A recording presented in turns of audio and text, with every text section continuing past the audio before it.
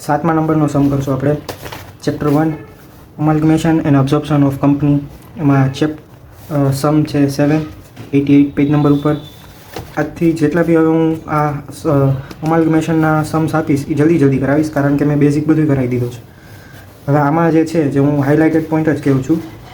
શરૂમાં આપણે net asset ગોઠશું, પછી purchase consideration. Net અસેટમાં આમાં ડાયરેક્ટલી આપેલું છે સાહિલ અને શીતલનું, જે મર્જ થઈને બને છે સુવાસ લિમિટેડ. સો આપણે શીતલનું જોઈશું. શીતલમાં ડિરેક્ટલી ફિક્સ અસેટની જે છે માર્કેટ વેલ્યુ 60% વધારે છે એના બુક વેલ્યુ કરતાં, એટલે એનું છે. પછી આ ડેટર્સનું, તમે ડેટર્સને જે બેડ ડેપ હોય એ આમાં બી કરી શકો લાઇબિલિટીમાં. મેં ડિરેક્ટલી ડેટર્સ માઇનસ જ કરી નાખેલા છે બેડ ડેપ માટે રિઝર્વ હતું એ. જે આ કેશનો પોઈન્ટ છે, જે કેશનો પોઈન્ટ છે એ છે આ 5th, જેમાં છે જે સેલ લિમિટેડ છે will pay amount of provident fund for worker before amalgamation. તો એ જે પ્રોવિડન્ટ ફંડના 3 લાખ છે એ આ કેશ બેલેન્સમાંથી માઇનસ કરી નાખવામાં આવશે, એટલે અહીંયા છે. બાકી બધું નોર્મલ જ છે. જે ડિબેન્ચરનું છે આમાં બધા પોઈન્ટ આપેલા છે. પરચેસ કન્સિડરેશન સેમ, જે મેં સેકન્ડ કરાવ્યું હતું એની જ એક્ઝેક્ટ કોપી છે. આમાં ખાલી નંબર્સ મોટા છે. આમાં આવ્યું હતું જે આ છે આના કરતાં વધારે છે આ, એના માટે આ કેપિટલ રિઝર્વ આવશે. Net asset minus purchase consideration. પછી આ same to same almost same જ છે. આમાં એક આ પોઈન્ટ છે હું તમને કહી દઉં કઈ રીતે આવશે.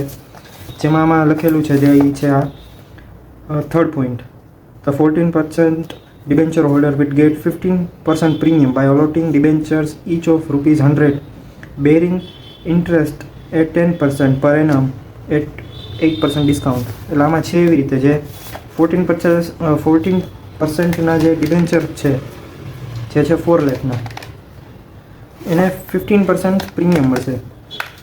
તો ટોટલ થશે 4,60,000.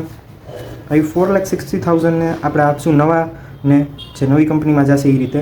સો એના આપણે આપશું 10% પર એનમે, મતલબ એ આપણે 10%ના હવે ડિબેન્ચર થઈ જશે, પણ એ આપણે આપશું 8% ડિસ્કાઉન્ટ છે. સો ટેકનિકલી આપણે આ જે રીતે કરીએ, જે 3 રાશિ એની પહેલાં મેં કીધું હતું એ રીતે. સો આ જે અમાઉન્ટ છે એ 8% ડિસ્કાઉન્ટેડ છે. આપણે ગોતવા પડશે કે 100% કેટલા થશે. સો આપણે ડિરેક્ટલી બી તમે આમ કરી 92% કરશો તો બી મળી જશે 5 લાખ.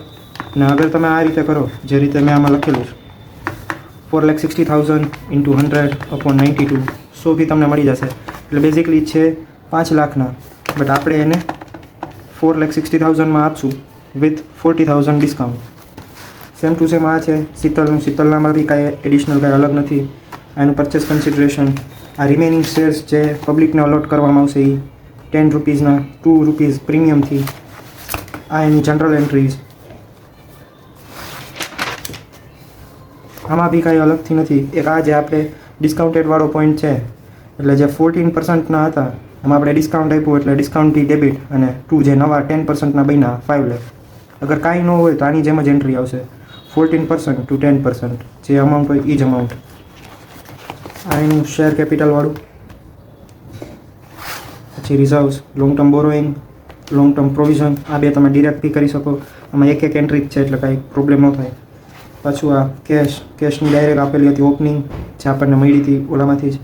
આ આપણે જે પે કર્યા સેલ અને શીતલને, આ ઇશ્યુડ બાય પબ્લિક એ વાળું છે. આમાં બી કાંઈ નથી, ખાલી ને ખાલી આમાં ડિબેન્ચર ડિસ્કાઉન્ટ જે આપ્યું હતું એ અધર નોન કરંટ અસેટની અંડર આવશે. તો આ આપણો અહીંયા સમ કમ્પ્લીટ. સમ છે 7. હવે આપણે કરશું 5th સમ. 5th સમ છે એ છે પેજ નંબર 84 ઉપર. 84 નંબર ઉપર આમાં છે ગેબી અને જગન્નાથ, જે થાય છે અમાલ્ગમેટ અને નવી કંપની બન્યા છે મહાદેવ.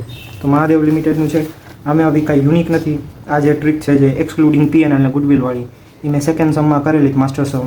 એ જોશો એટલે બધાય ખબર પડી જશે. આ એક્ઝેક્ટ સેમ છે, બટ ખાલી ને ખાલી અમાઉન્ટ આની ઇન્ક્રીઝ થઈ ગયેલી છે. બાકી same to same.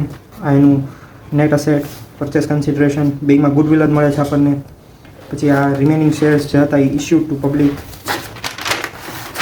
Same to same એની general entries in the books of મહાદેવમાં.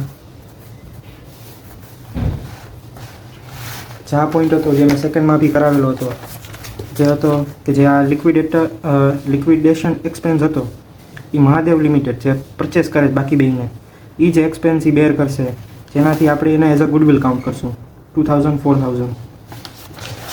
Again આ બધું આમાં જ છે. આ તમે પાછા ડિરેક્ટલી કરી નાખો તો બી ચાલે અને આ રીતે બનાવો તો બી ચાલે.